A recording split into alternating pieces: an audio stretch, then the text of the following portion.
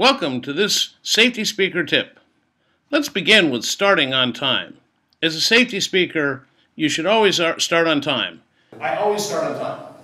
It doesn't matter what's going on. How many people are here from a major metropolitan area, like Los Angeles, San Diego, things like that? Okay.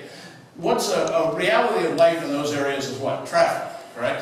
I mean, there's going to be situations where no matter how early you leave, there's a possibility somebody's going to be late. And so I didn't think it was fair to the people that had gotten there on time that we just sit there for 30 minutes. It's like a waste of your time. And I really treasure your time.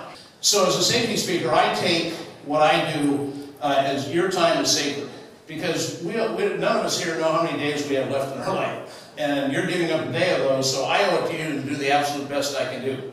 So starting on time, I think, is critical. So what I always do is, and I know in the safety business, there's times where you've got to cover particular material. There's stuff that's got to be covered, and you want to make sure everybody gets it. So you're sitting there going like, oh, great. There's 5 people that aren't here.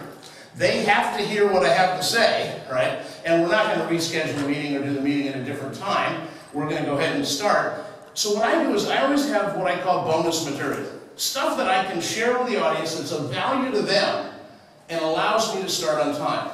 And so that way I can be giving you stuff, but it's not what's the critical thing in my outline. So that, and it's also stuff that later on in the day I'm not referring back to, right? So that if I say something later on in the day and some of the people that weren't here on time, they're not sitting there going like, oh shoot, what was that, right? And so there isn't that dynamic going on. So that's just something I believe in, is starting on time.